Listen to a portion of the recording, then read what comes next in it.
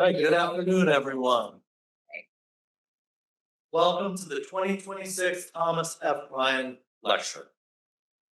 I'm Josh Hobel. I'm the interim dean here at the Law Center, and I'm delighted to be welcoming you to this wonderful event.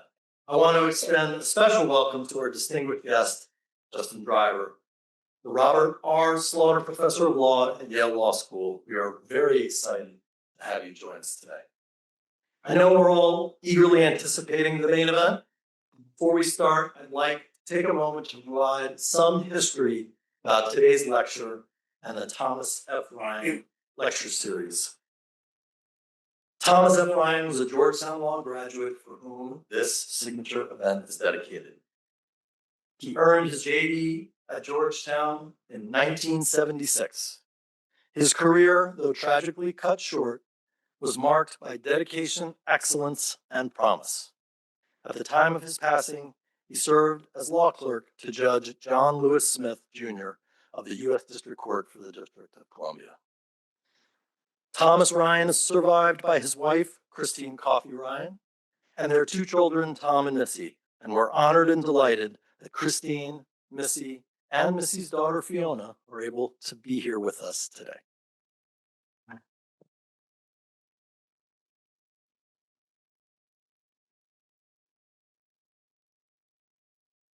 The Thomas F. Ryan Lecture Series was established in his memory by Hugh A. Grant, an alumnus and longtime benefactor of Georgetown University. In 1985, the inaugural lecture was delivered by none other than then Senator Joseph R. Biden Jr. Since then, the Ryan Lecture has become a cornerstone of our academic calendar, bringing together an extraordinary group of leading academics and public servants to share their work and insights on a wide range of important topics. Over the years, we've had the privilege of hosting many remarkable individuals, including, just to name a few, Martha Minow, Martha Nussbaum, Lonnie Guinier, George Akerlof, Mary Sarah Bilder, the Honorable Guido Calabresi, and in 2024, the Honorable Anne Claire Williams. This lecture is a fitting tribute to Thomas Ryan, whose distinguished education and professional career honored Georgetown Law. Now I'm going to hand things over to Professor and Associate Dean for Research and Academic Programs, Kevin Arlick, who will introduce today's distinguished speaker. Thank you.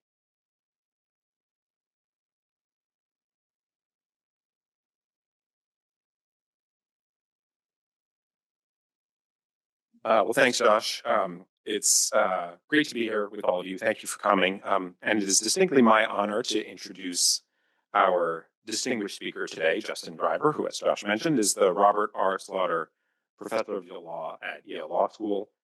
Professor Driver is, simply put, one of the nation's leading constitutional law scholars, particularly on issues related to education, as we'll hear about in a moment. His groundbreaking scholarship has earned him widespread recognition in the field. He's an elected member of the American Law Institute and a fellow of the American Academy of Arts and Sciences. And as Josh mentioned, President Biden appointed him to the Presidential Commission on the Supreme Court.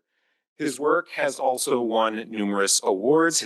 I won't give them all to you, but I'll note a couple. His first book, The Schoolhouse Gate, Public Education, the Supreme Court, and the Battle for the American Mind, was a Washington Post notable book of the year and a New York Times Book Review editor's choice. And near and dear to my legal historian's heart, his 2012 article, The Constitutional Conservatism of the Warren Court, received the William Nelson Cromwell Article Prize from the American Society for Legal History. His writing has also appeared in popular outlets like The Atlantic, The New Republic, the New York Times, and the Washington Post, helping to shape public conversations about constitutional law and education in the United States. Professor Driver is not only well published, he is also well traveled. He holds degrees from Brown, Oxford, Duke, and Harvard. After law school, he clerked on the DC Circuit for Judge Garland and on the Supreme Court for Justice O'Connor. And before joining the law faculty at Yale, he taught at Harvard, Stanford, the University of Chicago, the University of Texas, and the University of Virginia, as well as the Westville Correctional Institute, a correctional facility in Indiana. But Professor Driver is also a native son He grew up in Washington, D.C., in a neighborhood east of the Anacostia River. And his parents were deeply committed to securing educational opportunities for Justin. Um, so Professor Driver spent a good chunk of his formative years, apparently, riding public transportation to schools across this city, in Capitol Hill, in Northwest DC, and right around the corner from here at Gonzaga High School. So I can think of no scholar who is better suited to explore the complex dynamics of discrimination and opportunity that inform our national debate about race, education, and the Constitution. His lecture today is based on his recent book, The Fall of Affirmative Action, Race, the Supreme Court, and the Future of Higher Education, which speaks directly to some of the most consequential questions that are facing universities like ours today. Please join me in welcoming Justin Driver.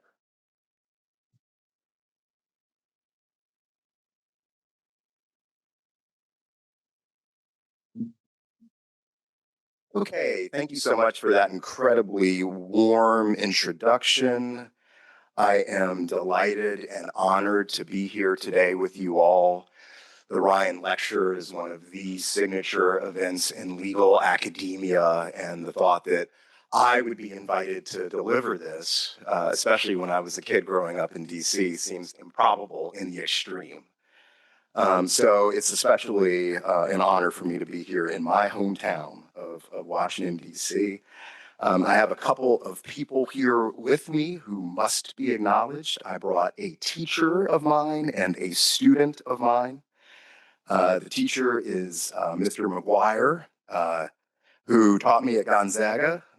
He woke up very early to have a tutorial with me on James Baldwin. This is before James Baldwin was cool, I should say. And he believed in me before I believed in myself. The student is Remington Hill, who helped me incredibly with this book. I cite Public Enemy in my book. It Takes a Nation of Millions to Hold Us Back is the canonical album. And that's a provocative title. I can confidently say that it takes a platoon of law students to propel me forward.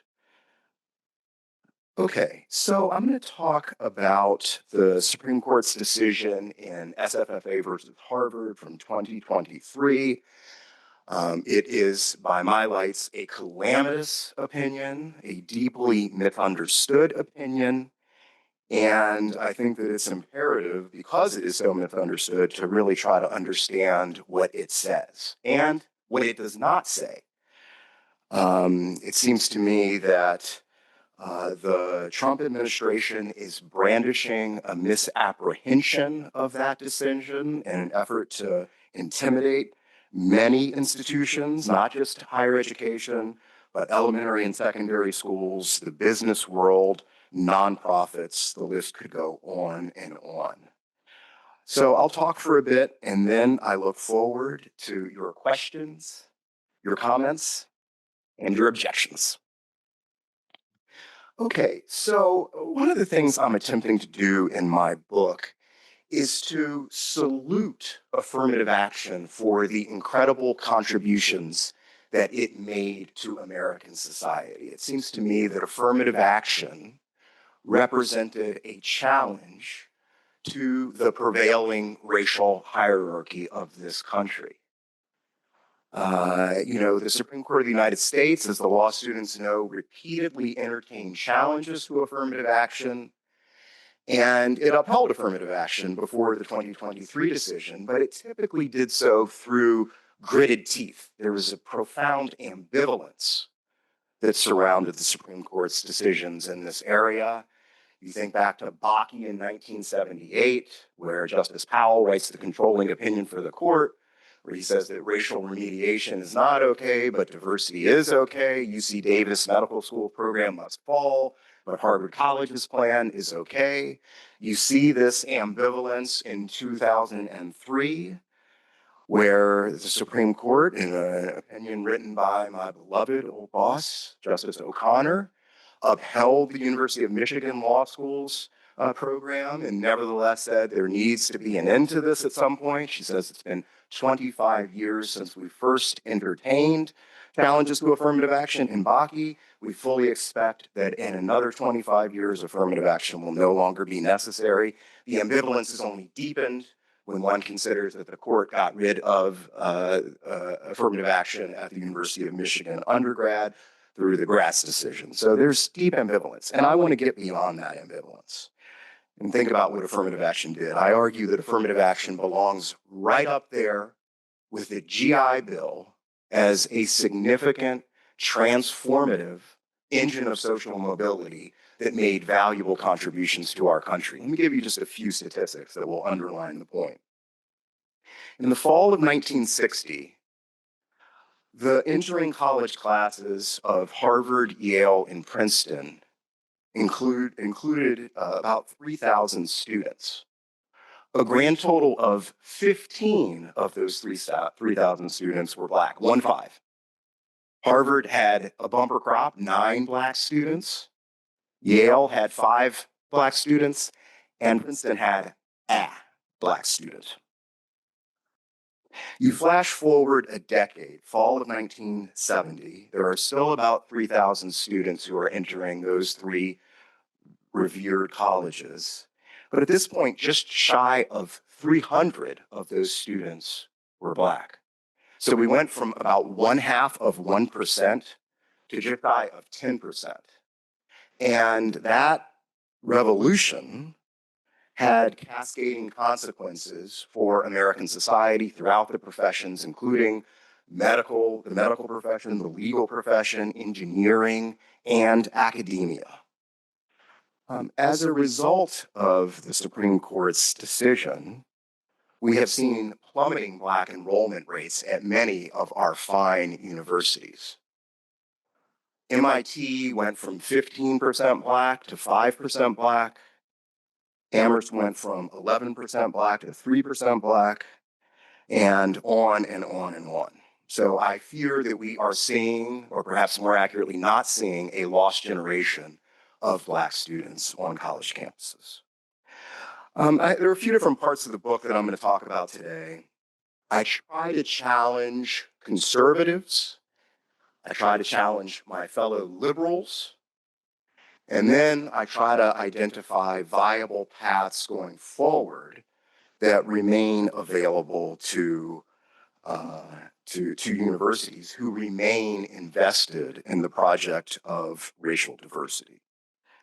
With respect to challenging conservatives, the first chapter in the book makes the claim that SFFA versus Harvard, even as assessed by conservative lights, makes matters worse rather than better. Conservatives have been pining for the demise of affirmative action for so long that it seems to me that they dedicated inadequate attention to contemplating what would replace their disfavored regime. Let me give you a few particular examples of how things are worse rather than better. One is conservatives assail affirmative action by saying that it leads to a victimization mindset. They speak about the cult of victimology. This is a dangerous mindset to take on, to perceive yourself as a victim if you're trying to make contributions to American society. This is a bad posture to have. I argue, though, that this concern about victimization, trying to take it seriously, that this concern is intensified rather than alleviated as a result of the Supreme Court's decision. The Supreme Court's decision has been understood by universities, understandably, to get rid of the racial checkbox data during the admissions process itself, all the way through the admission off of the wait list. But under the old regime, a Black applicant like myself could check the black box and then write a personal statement about why I wanted to study Proust or Plato or intellectual property or anything else under the university's wide sun. Under the new regime, however, Black applicants are incentivized to write personal statements that sound in racial victimization. Toward the very end of the opinion, Chief Justice Robertson's opinion for the court, he says that universities can consider race if they are dealing with personal statements that speak about their experiences with discrimination. And so this encourages people to go through their own lives and pluck out an unfortunate, regrettable experience with racial discrimination and polish that into a high sheen. My students refer to this as, with regret, as being asked to perform their racial trauma. And that, of course, sends the message, one that conservatives would dislike, and I would dislike too, that race is without question the most important thing about us. And so it seems to me that the concern about victimization is doing exactly the opposite of what conservatives wish would happen as a result of the end of affirmative action. It's going to accentuate racial grievances. And as you all know, writing a successful personal statement requires multiple rounds of revision, and students are going to lug that sense of racial aggrievement with them to campus right along with their dormitory refrigerators. Second example, conservatives detest affirmative action because of mismatch. This is a term that I associate with Richard Sander, although the idea goes back to the late 1960s, where people say the problem with affirmative action is that it elevates Black students into environments for which they are ill prepared for success. So rather than going to this undergraduate institution where they would have gone without, sort of racial preferences, instead they go to this institution, and that's bad for all involved. Here, I am thinking about mismatch as being intensified, not so much for the academic that has been the focus, but instead what I think of as social mismatch. It will be a lot easier in the aftermath of affirmative action to admit not the A- student from one of the fancy institutions of high schools, but instead to admit the valedictorian of an underperforming high school, because it will be much easier to justify that. And many of these underperforming schools are made up of entirely Black and brown student bodies. Here, I am trying to take conservatives seriously. This is an argument that I identify with Justice Clarence Thomas. In my book, I write about Washington, D.C.'s own Cedric Jennings. This is a remarkable young man who went to Ballou High School. He was profiled in the Wall Street Journal by Ron Suskind. And it was about Cedric Jennings's efforts to achieve in the face of truly difficult circumstances. Suskind profiles Jennings. Justice Thomas reads the profile, and to Justice Thomas's credit, he issues Cedric Jennings a standing invitation to come visit him in chambers. Eventually, Cedric Jennings takes him up. Ron Suskind trails along and sort of recounts what happened. Eventually, the subject of college plans came up. And Cedric Jennings says with a smile, I'm off to Brown University in the fall. Justice Thomas frowns, shakes his head, looks down at the floor and says, I don't know if I would do that if I were you. There are an awful lot of smart white kids up at Brown, and if you're not sure who you are, you could get lost. You might think that this is an offhand comment. Not the case. Justice Thomas's memoir, My Grandfather's Son, talks about his own experiences at Holy Cross and how he saw his Black classmates who had never been around a significant number of white people before sort of drop out and become overwhelmed with their experiences. So these ideas about social mismatch are going to, again, be intensified rather than alleviated. Okay, so that's my challenge to conservatives. And then I also do challenge my fellow liberals. The traditional way of understanding the Equal Protection Clause is a dichotomy. Conservatives overwhelmingly say the Equal Protection Clause forbids racial classifications. You cannot treat people differently on the basis of their race. Whereas liberals overwhelmingly say that the Equal Protection Clause prohibits racial subordination. And the rubber hits the road for which theory you subscribe to in the context of affirmative action. Racial classification folks would say, anti-classification folks would say, of course affirmative action has to go because it involves express racial classifications. Anti-subordination scholars, including many of my colleagues at Yale, would say affirmative action is A-okay. It's not as though that's about racial subordination. Affirmative action is designed to counteract that sort of thing. And so, of course, it should pass constitutional muster. Justice Thomas has scrambled this traditional dichotomy. Justice Thomas uses the term anti-subordination for the very first time in the US reports in Students for Fair Admissions versus Harvard. And he purports, Thomas does, to be speaking in the register of anti-classification, but he also avails himself of anti-subordination logic. Thomas says, in effect, the problem with affirmative action is that it gives voice to the lie that Black people can't make it when left to their own devices. They need a booster seat in order to be able to compete. And that is, consonant with the idea of Black inferiority. So in order to get rid of affirmative action, Thomas says, is to engage in anti-subordination. You don't have to take it from Justice Thomas. Professor Stephen L. Carter, my colleague at Yale, wrote a book called Reflections of an Affirmative Action Baby many years ago. And he says, I support affirmative action, but yes, there is a subordinating component of affirmative action. Professor Randall Kennedy of Harvard Law School wrote a book called For Discrimination that says very much the same point. Derek Bell, one of the founders of critical race theory, writes many decades ago, a problem with affirmative action, here I'm paraphrasing, if not quoting, it envelops racial minorities in a cloud of suspected incompetence. That is classic anti-subordination rhetoric.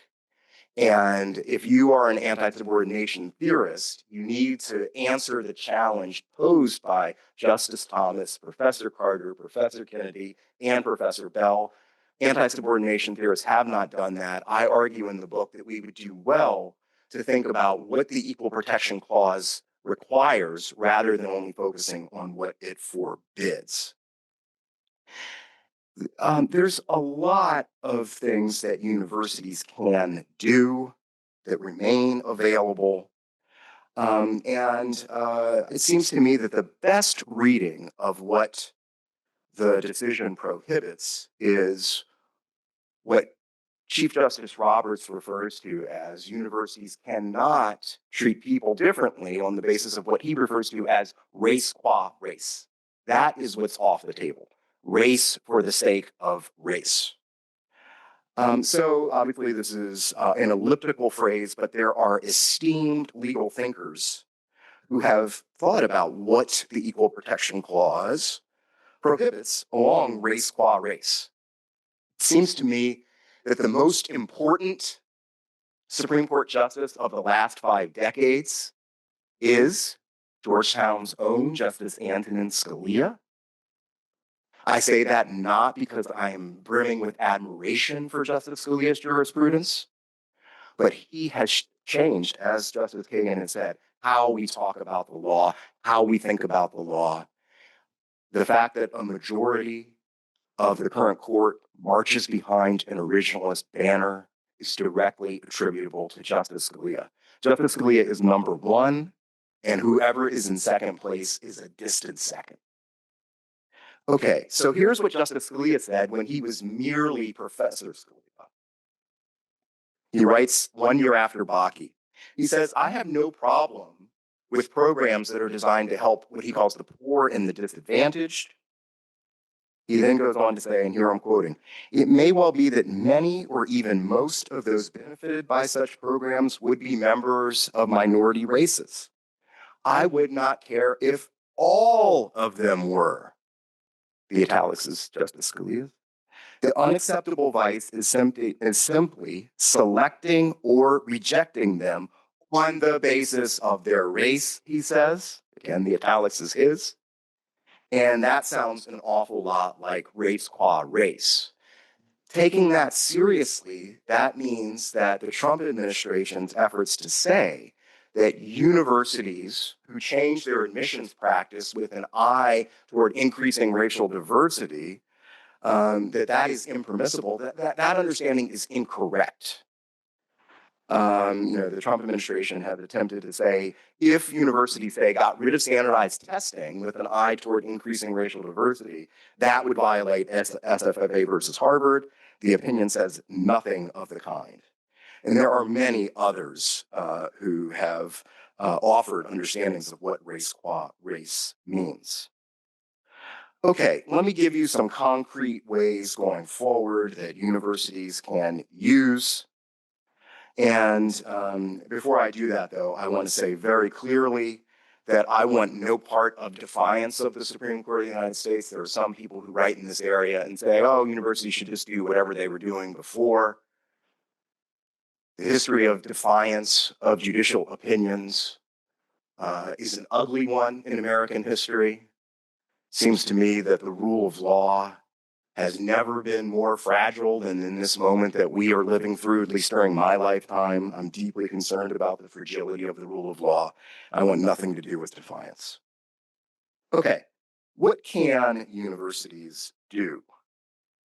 Well, here's one thing that they shouldn't do if they're hoping to increase significant numbers of racial minorities. A lot of people talk about legacy admissions. I am deeply opposed to legacy admissions. They should be jettisoned immediately. I told the New York Times a while back, supporting legacy admissions is a little like rooting for Elon Musk to purchase the winning lottery ticket. Somebody who has everything doesn't need more still. My children really don't like it when I talk about that, I should say. But the idea that getting rid of legacy admissions is going to lead lots of black and brown students in the door is erroneous. There are a small number of universities that have gotten rid of legacy admissions, including the great Amherst College, Johns Hopkins, MIT. They got rid of legacy admissions before SFFA versus Harvard, and nevertheless, all three of those institutions I just mentioned experience plummeting black enrollment. So this idea that we're going to get rid of legacies, we should do it, but not because it's going to lead automatically to loss of racial diversity. Okay, here is the most controversial idea that I will, and I'll lead with this, and I'll spend the most time on this one. I say that universities should contemplate using preferences for slavery's descendants. That may seem like a wild argument, one that is impossible to square with SFFA versus Harvard, but it is not so. Indeed, originalism provides a real outlet here. There's a difficulty. If you are an originalist, someone who believes that original public meaning must be vindicated, and you are opposed to affirmative action, what do you do with the Freedmen's Bureau? After all, the Freedmen's Bureau would be a contemporaneous piece of evidence that would seem to suggest that programs designed to help Black people can pass constitutional muster. This actually came up in Justice Thomas's concurring opinion. To his credit, he understood the challenge posed by the Freedmen's Bureau. And he says, Freedmen's Bureau, that actually wasn't a racial designation at all. It's about the status of having been an enslaved person. Many esteemed people, including the redoubtable Eric Foner, say this is a wild interpretation of what was happening, that freedman was synonymous with Black people. Nevertheless, we need to take Justice Thomas at his word. And that means that if freedman was not a racial category, that preferences for the descendants of the enslaved is also not a racial category. Remember that what's forbidden is race qua race. And there are Black people on either side of the dividing line. Yes, many Black people could say, I am descended from the enslaved, but there are many Black people in the United States today who could not say that. And that cannot be understood as race qua race. So this should be seriously entertained. Important to say that preferences for the descendants of the enslaved would not be something that is totally new under the university's wide sun. After all, the great Georgetown University has a program that offers preferences to the descendants of the enslaved. I salute Georgetown for taking that honorable first step. So many universities, including my own, have investigated their own ties to the peculiar institution and not taken the next logical step and said, we have a special responsibility in this area. So it's to Georgetown's credit that they took that first step back in 2016. The president of Georgetown said with force, I'm quoting here, we live every day with the legacy of enslavement. I wish, however, that Georgetown had gone further still. They offer preferences to the descendants of those who can trace their ancestry back to Georgetown University itself, the particular order of the Jesuits that enslaved people. That, by my lights, is too parsimonious in understanding of who should qualify for the preference. Since in 2023, so 7 years after the program was announced, only 20 students had been admitted pursuant to the program. That's admitted, that's not enrolled, by the way. From my perspective, one of the central horrors of slavery is that it transformed and degraded individual souls into fungible commodities. And that same fungibility presumption should be extended for the descendants of the enslaved. Okay, next idea that universities could use. Tribal preferences. We spend too little time thinking about our Native American brothers and sisters in these sorts of conversations. After the end of affirmative action, Native enrollment plummeted at many universities, including California, which got rid of affirmative action a long time ago. The Supreme Court, in an opinion from the 1970s called Morton versus Mancari, has said preferences for tribal members are distinct from simple preferences for Native Americans. Tribal preferences that's a political designation rather than a racial designation, and it is perfectly constitutional under the Equal Protection Clause. Next idea. Preferences for people who attended local schools who do not have a strong track record of sending students to the flagship institution. Many of our excellent leading universities have ivory towers that cast long shadows on Black and brown communities. And it seems to me that it would behoove these universities to think about the talent that is in their own backyards. So we should think about Columbia's Washington Heights, Johns Hopkins's West Baltimore, the University of Pennsylvania's North Philadelphia, the University of Chicago's South Side, and Georgetown's Anacostia. Yale, in the immediate class, in the aftermath of the SFFA opinion, I am happy to report, included more students from New Haven Public Schools in that single class that had ever before enrolled in Yale in its, obviously more than centuries of existence. I hope that more schools will follow Yale's lead. Okay, another idea would be preferences for people from low opportunity areas. There's a wonderful resource called the Opportunity Atlas, devised by economists Raj Chetty of Harvard and John Friedman of Brown. They got census tract data that basically break down a single neighborhood, and they pay attention to things like incarceration rates, teen pregnancy rates in an effort to think about, who has overcome significant challenges. I would go so far as to say that we should have a quota.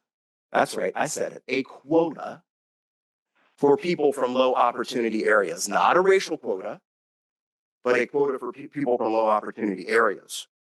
There are important people who have written in this vein saying we should look out for the kid from Appalachia, just as we should look out for the kid from Anacostia. And I am with them. I have in mind Georgetown's own Professor Cheryl Patchen wrote The Wonderful Place, Not Race in 2014. I would go one step further, though.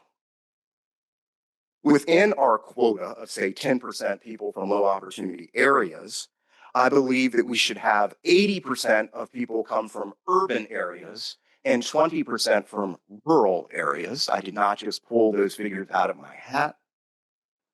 The census tells me that 80% of Americans live in urban areas and 20% live in rural areas. That's not race qua race and should be constitutionally permissible. And I believe that that would help those of us who remain invested in making sure that there are lots of Black and brown students on college campuses. It is incorrect to believe that simply paying attention to class, that a rising tide is going to lift all boats equally. Yes, Black people are disproportionately poor, but there are a lot of poor white people in the country. Princeton University just released its numbers for the class of 2029. I admire Princeton. They had more students from modest backgrounds than ever before, more Pell Grant recipients. Awesome. I'm sorry to report they also had fewer Black students than they had had in decades. So we need to be more nuanced in our approach to these areas. The last idea that I will share with you is something that the concrete idea, is something that I refer to as the fall and rise of box checking. Yes, the racial boxes are gone, but I would encourage universities to introduce new boxes that could be checked by applicants that would ask questions like, were you born to unwed parents? Did you rent rather than own your home? Do you have a close relative who's incarcerated? The universities could collect this data. That's not race qua race. Those things may be correlated with race, but they are surely not race into themselves. And this would unburden some students from having to write yet another additional essay. I understand that many young people say, I'm going to apply to fewer places rather than writing yet another essay. The checkbox is a very simple approach. Let me just say two more things, and I want to end with some sense of optimism here. The first thing to say is, goes back to the sunset provision that Justice O'Connor wrote in Grutter in 2003. As I said, she said, in effect, in another 25 years, we're not going to need affirmative action any longer. So 2003 plus 25 should take us to 2028. However, Chief Justice Roberts' majority opinion and Justice Kavanaugh's concurring opinion said we are honoring Grutter and its 25-year sunset provision because the next college class that is admitted will include members of the class of 2028. Therefore, you get to 2028. This is the fuzziest of fuzzy math. I have it on good authority that some universities include these things called law schools. And the JD degree would typically take 3 years to complete rather than 4 years to complete, by which count then Georgetown Law School, Yale Law School should have been able to use affirmative action for 1 additional year. The MBA program should have been able to use affirmative action for 2 additional years. Surely the decision goes to all of higher education, not only colleges. What this is revealing of is, it seems to me that the Roberts Court is in a hurry when it comes to what it regards as the quest for racial equality. I do not share that understanding myself. The last thing I will say before I end with some optimism is that I'm sorry to report that I do not believe that we are on the cusp of some sort of racial nirvana here in the aftermath of affirmative action. Edward Bloom, who founded Students for Fair Admissions, when he learned that MIT went from 15% Black to 5% Black, said, hooray, and a good thing too, because that 5% Black student population can walk away with their heads held high, knowing that they made it through the front door rather than the back door. I'm sorry to say that the great state of California, which got rid of affirmative action back in the 90s, the experience of Black students was not anything like, hey, we're all here, we all belong here. To the contrary, I talk about Black students who say, we're not invited to the study groups at all. This is 2 decades after the end of affirmative action. They think we're not smart enough. When we are walking around the UC Berkeley beautiful campus and students are handing out leaflets to passersby, they don't even try to thrust a leaflet into our hands. They think, if you're Black, you cannot be a student. And so this is the worst of all worlds, a tiny number of Black students, and they remain enveloped in that cloud of suspected incompetence. Okay, so optimism, that's important in today's world. One thing, something that makes me optimistic in a general sense, and then I'll end with the particular sense. So the general sense goes to Thurgood Marshall, for whom Professor Cashin was a law clerk many years ago. As I understand it, Thurgood Marshall would tell his law clerks that when he was a practicing lawyer, the best case that he had to work with was Plessy versus Ferguson, which of course upheld the separate but equal regime. And he set it upon himself to try to wring every last drop out of the equal part of separate but equal. Obviously, Plessy versus Ferguson is part of our anti-canonical laws. And nevertheless, if the mighty Justice Marshall could summon the optimism to say a better day is coming, it seems to me that it's incumbent upon us to do the same thing. Okay, the particular example of why we should be optimistic is something that happened very quietly just last month. Several months ago now, the Trump administration issued a demand that educational institutions sign a document saying that they don't have illegal DEI, diversity, equity, and inclusion. And that was met with some resistance and a lawsuit that involved the American Federation of Teachers. A district court invalidated that threat from the Trump administration and said, among other things, that it chills speech within the classroom and it violates the Constitution under the First Amendment. The Trump administration just last month announced that it was not going to appeal that decision. And that is a wonderful thing, and it's suggestive that it is important for universities and other institutions of higher education to follow Georgetown's lead in standing up and allowing the legal process to be able to work itself out rather than trying to cut a deal. So the last thing I'll say is that in the age of President Trump, the perils of acquiescence are profound and the promise of dissent is boundless. Thank you very much. Analysis of it, and then get to the issue that I think most of the questions that we received are really about, which is where do we go from here? And obviously, you've addressed both of those things already, but I think there's more to discuss. So I first wanted to ask about the central theme in your book, especially the first part of the book, about the tension in the debates over affirmative action between the anti-classification and the anti-subordination visions of the 14th Amendment. And you talked a little bit today about how, perhaps surprisingly, anti-subordination principles inform the attack on affirmative action in FFFA. So you mentioned that the stigma that people like Justice Thomas say that affirmative action imposes on Black students and other racial minorities. But then in the book, you also talk about something you didn't mention, which is the argument that affirmative action, as least it was, as it had been practiced, disfavors Asian Americans in particular. And that was a strong theme in the SFFA litigation.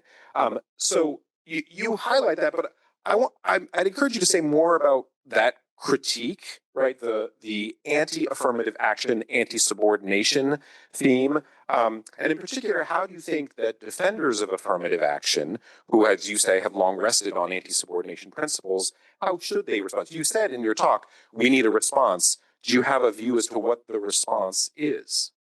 Wonderful question. Thank you so much for bringing that part of the chapter out that I did not mention at all. I make the claim in the second chapter of the book that it is impossible to understand SFFA without bringing anti-subordination to the fore, because exactly as Kevin suggests, the claim that was advanced by SFFA on behalf of a group of Asian American students is that the existence of affirmative action as practiced by Harvard and the University of North Carolina succeeds in subordinating Asian Americans. It is the very same odious stereotypes that were applied to Jewish people about 100 years earlier that existed at the Ivy League, that this is not a well-rounded group of people, that these are grinds who are not going to add much to the college campus, and therefore we need to limit them. And within the context of Asian Americans, this is a group that is perpetually foreign. There's a really searing moment at oral argument where one of the attorneys who was attacking affirmative action said, "We keep talking about Asian students. These are people who were born in Ohio, in Virginia. We should be talking about Asian Americans." And I think that that is quite right. Indeed, in the book, I say, if you think that's not objectionable, imagine a lawyer talking about, what are we going to do with our Africans rather than African Americans? So I absolutely think that's pivotal, essential to bring up. What do we do with respect to the anti-subordination idea?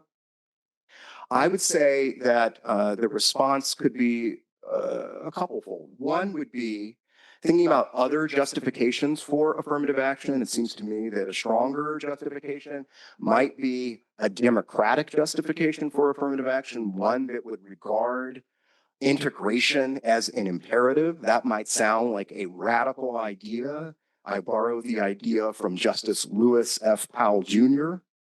I am confident no one's idea of a radical. He was the chairman of the Richmond School Board when Brown versus Board of Education was decided, and he fought that decision tooth and nail.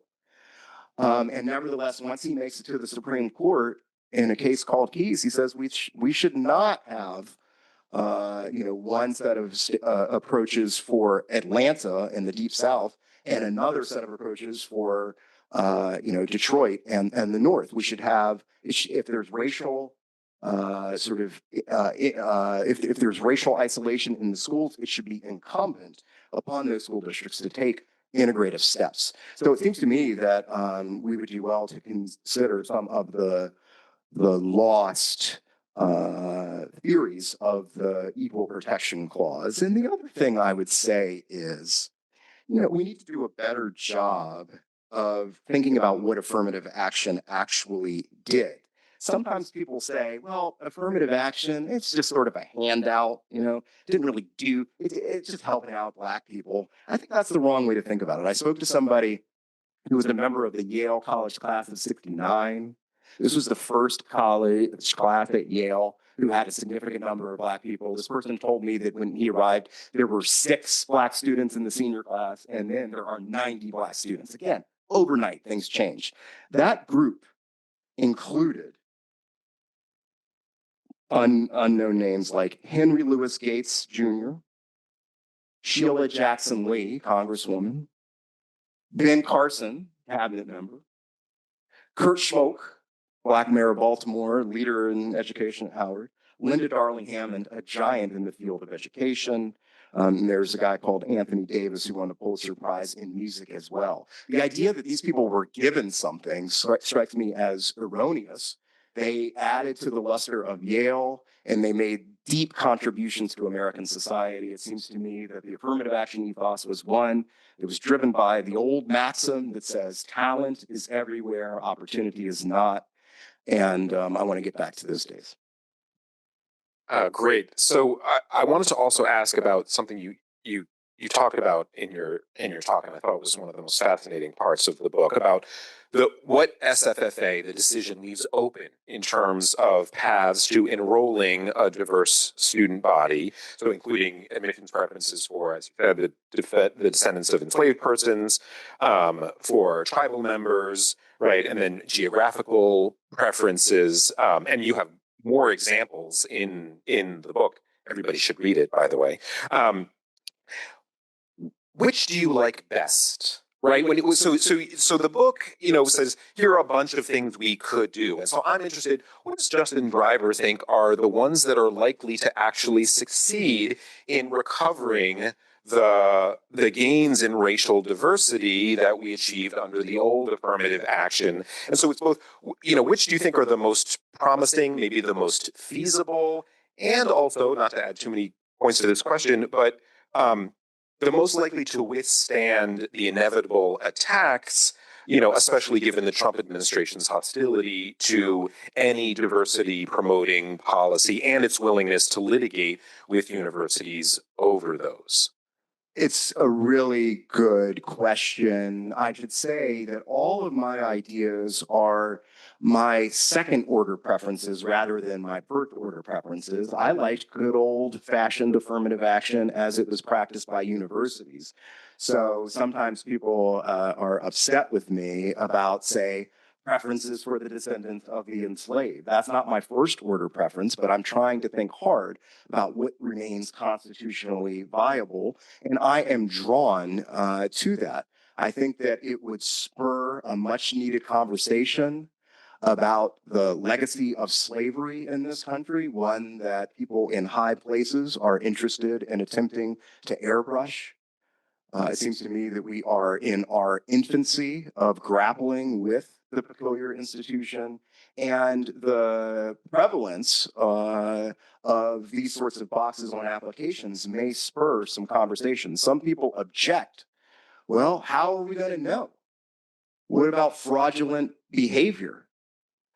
How are we going to, sort of determine who's actually legit here? It's an interesting objection. I would say a few things. One is, when one checked the old racial box, it's not as though universities unleashed the basset hounds and they were rooting around one's family tree. They took people's word for it. And so this doesn't introduce a problem of fraud. It would be, the continuation of it.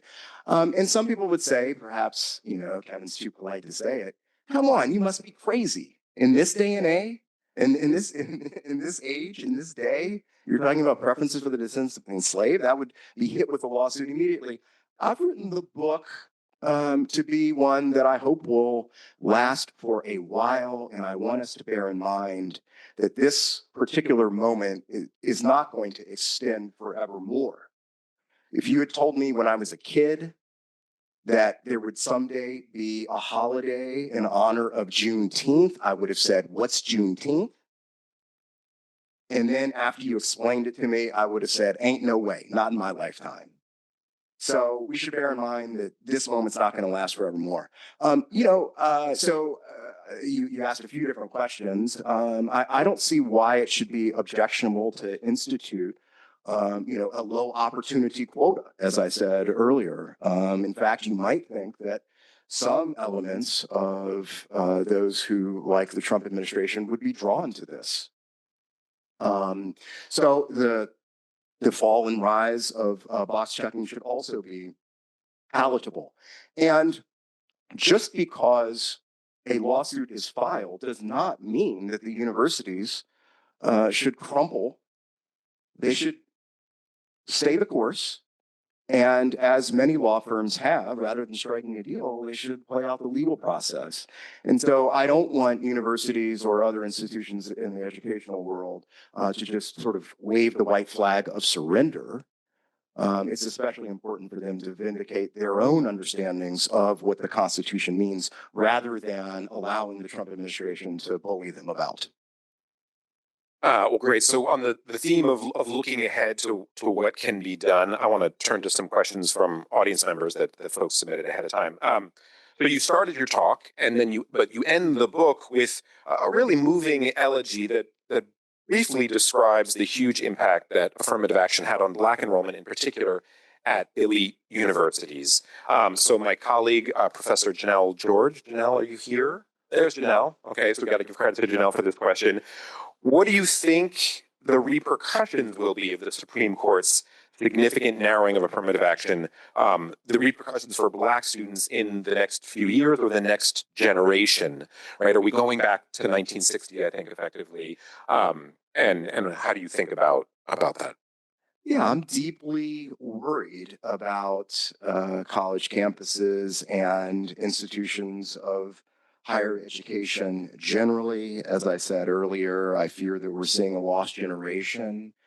It seems to me that SFFA has filed some lawsuits with against universities who did not experience the plummeting enrollment of Black students.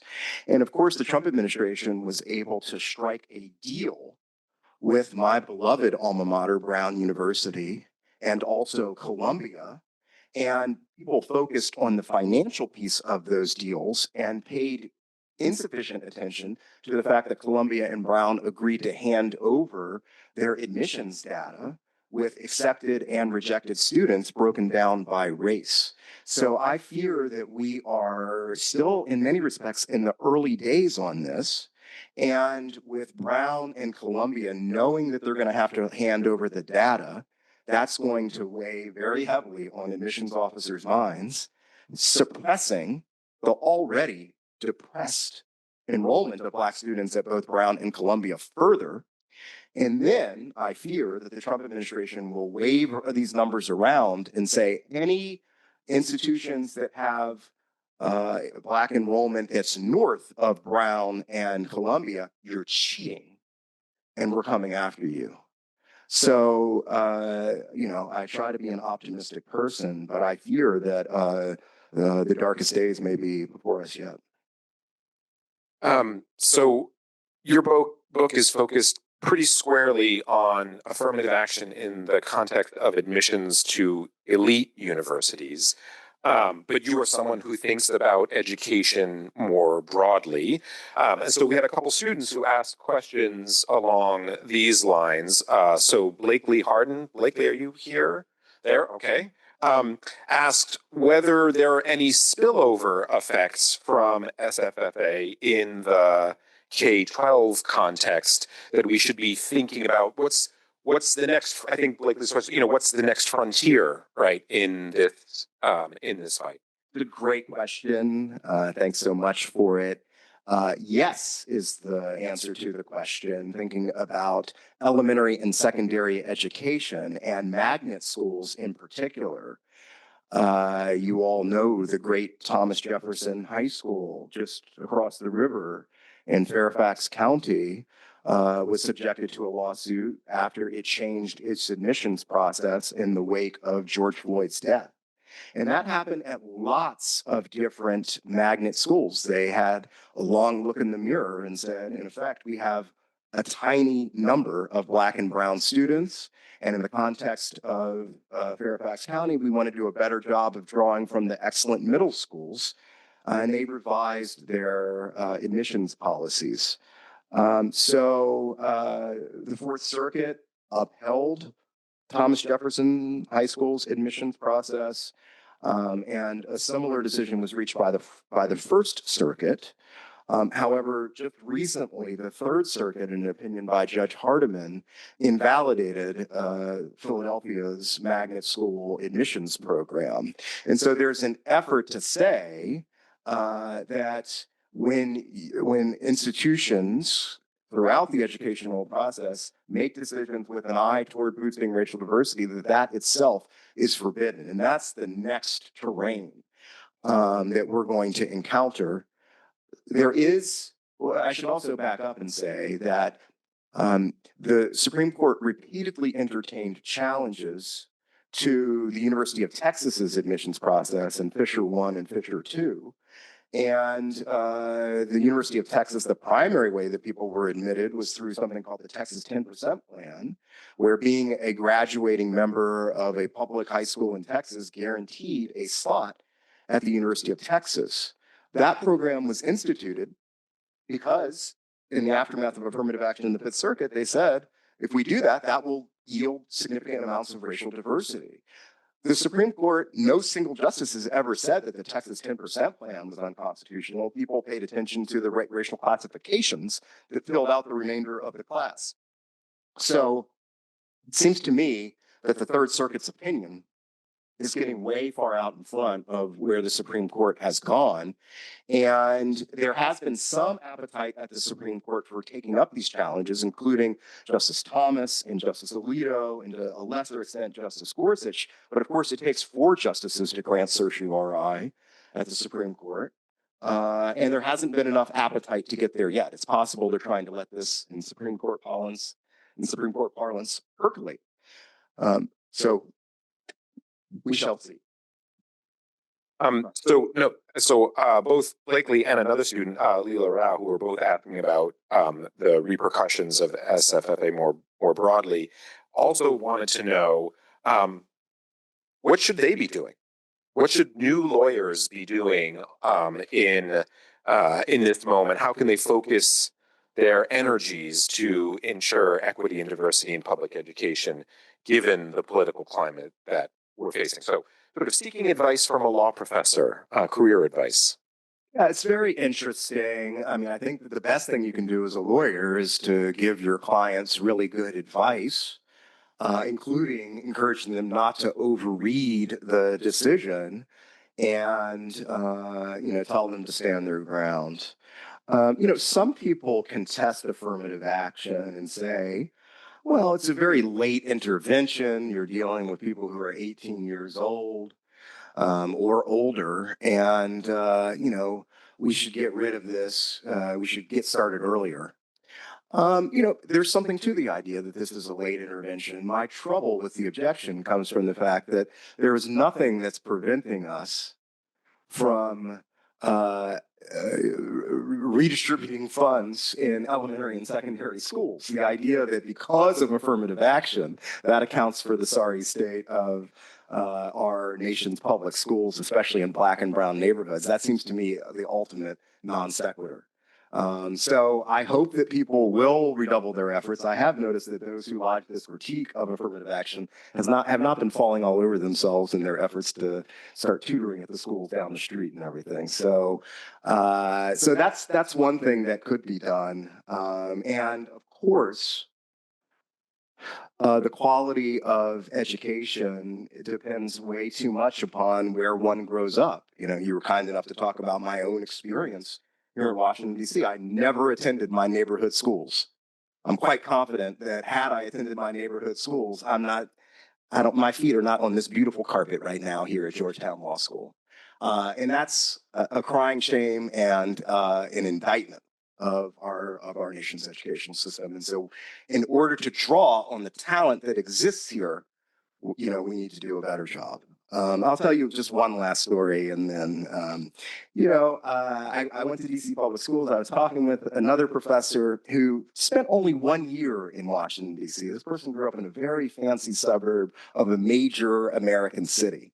This person was in Washington, D.C. for 1 year, and this very liberal law professor was saying, yeah, I went to DC schools for a year. You were terrible, really bad. And so I then turned around and went back, with my family to the suburbs of Chicago.